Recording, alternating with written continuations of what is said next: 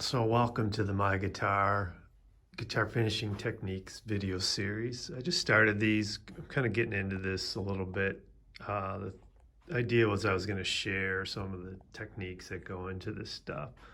So this top guitar is it's my trademark Jupiter swirl that kind of fell into this pattern by just happenstance. So I kind of been sticking with it. As soon as one of these sells, I make another one. So we're gonna dip another one, and probably half of them are this pattern.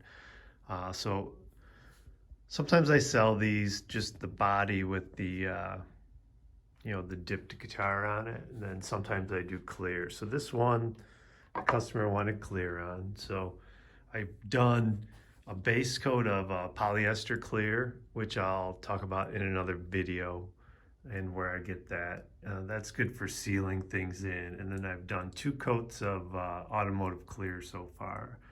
I'm getting a little reflection off the light so you can see the orange peel. So you see this little guy here, that's just contaminants in the spray system. So to get that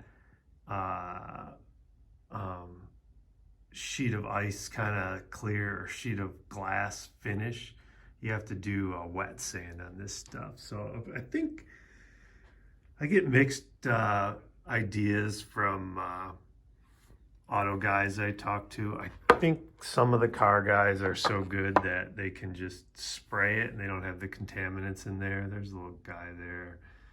But then someone else said they're all wet sanding everything too. So I'm more of a sprayer, not a painter, they say. So if you get good and you're a painter, you can really develop your techniques. But to clear over a swirl painted body, the techniques that I use to do this have, it's bumpy paint. It's just the way it goes. So to get like this gnarly yellow pattern in here, it's going to be bumpy when you start, so you're going to need a few coats of clear over that. So there's those little imperfections everywhere. So I'm not sanding that one today, but that gives you the idea of how it looks after 2 coats of clear.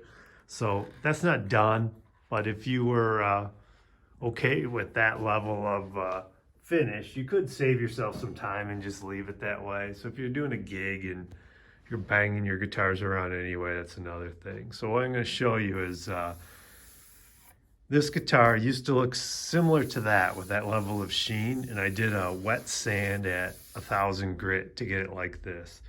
So what happens is these little places here, we want to get that a little bit smoother and in there too.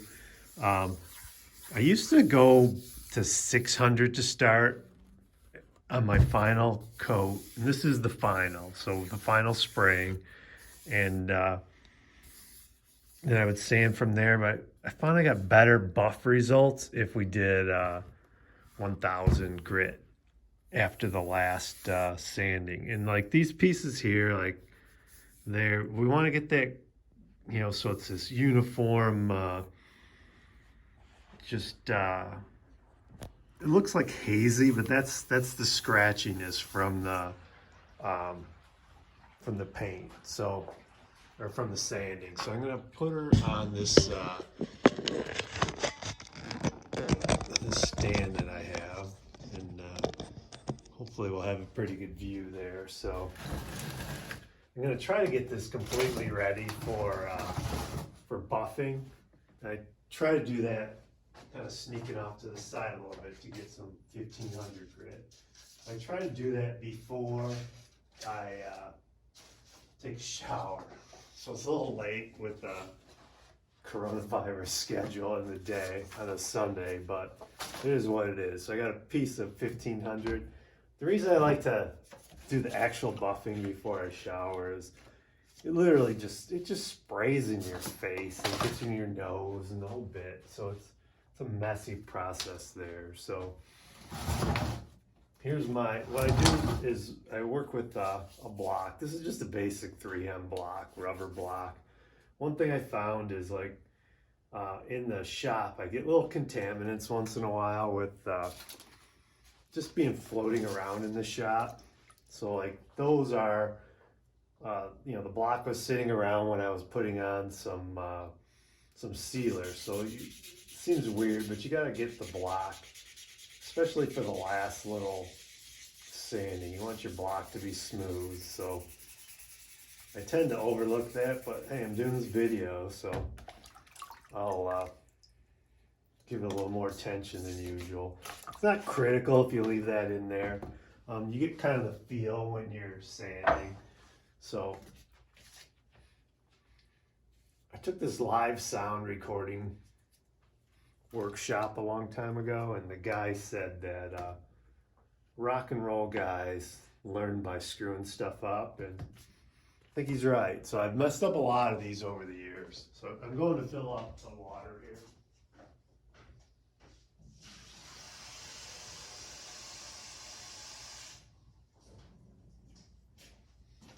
I just had some of that black goop in from cleaning the block off. And you can see I've used this block for a while. Somewhere in this shop I have another one of these, which if I can't find it, I'm gonna do like note to myself, order another block anyway.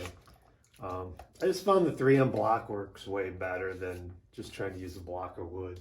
So this is 1500 grit, so I'm gonna try to get like these pieces out there. What happens is when you start wet sanding, it all gets that dark shine, right? So that's closer to what's gonna happen to your look when you're done. It gets, you know, closer to that Jupiter.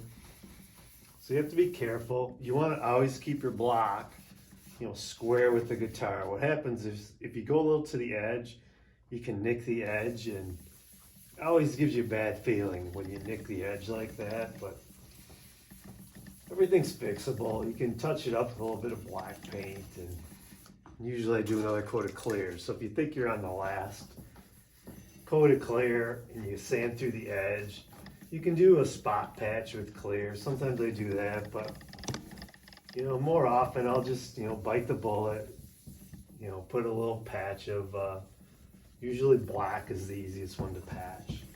And just do another coat of clear, get it right. If you're gonna do it right. That is my guitar motto. If you're gonna do it right. So these, I've just learned over the years, these are the spots that, these directions you sand are less likely to mess up the guitar. So when you sand on this edge here, if you start like this, you're gonna put too much sanding on the edge. So I kind of start from the middle and just barely go over the edges. So I'm aiming for this spot, and that tends to work well. One of the things I did when I was a kid was read about telescopes, not really guitar stuff, but telescopes. To do concave mirrors, they would take two mirrors and just grind them like that. And by going over the edge, one would be convex and one would be concave. It was kind of the wildest thing. So it's the same idea. If you start sanding here, it's gonna roll over and you're gonna hit the edge and you're gonna go through the clear. So I usually have a fairly good feeling of where these are with this 15. And I'll go and wash this, but just to give you an idea where this guy came in. That's not washed, but you know, that is a uniform, you know, sanding. There's a little dinky dot there, but that is not a big deal. There's a little dinky dot there. But this crud that's on here has a limited amount of time you want to leave it on there. It's possible after it dries to clean this stuff off, but it's tough. You can use lighter fluid and stuff like that, but it forms this like gunky kind of thing. So that's your clear coat getting sanded off there. So what I'll do is sand the front like this, and this is a spot around your switch that you need a fair amount of sanding there. You saw me using my left hand. That's in the other video I talked about how my right arm sometimes feels like it's gonna fall off because of carpal tunnel. It's not too bad today. Yesterday was a little worse than normal. So the more I sand, the more it's bad for that. So I'm trying to sand left-handed just a little bit. I think it's letting the blood flow in there or something like that. But it's hard to sand left-handed. It's the bottom line in talk. So I'm gonna wash this while you're off the video for a second.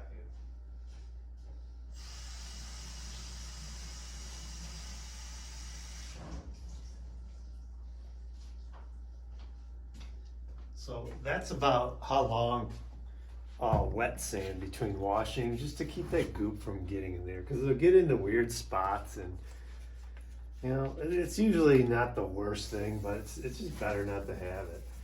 So I'll hit this arc. I spend a fair amount of time on this armrest when I'm prepping these guitars, because I think it's the coolest thing. This nice, smooth armrest, and you get that thing to shine in the buffing wheel, and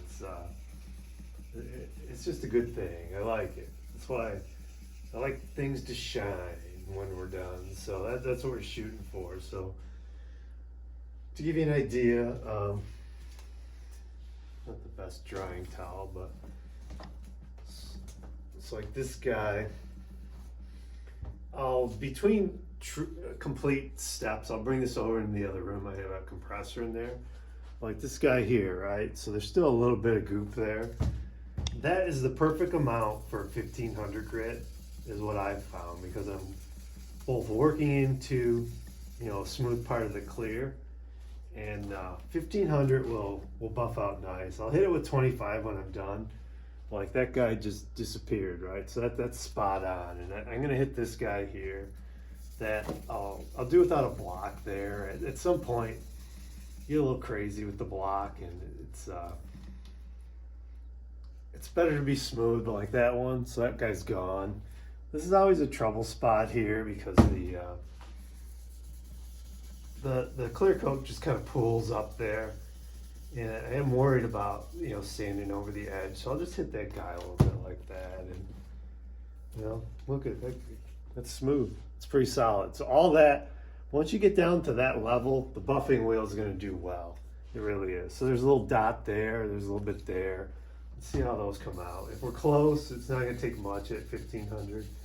A little deep on this one by the pickup, but it's not totally critical at that point. A little bit here.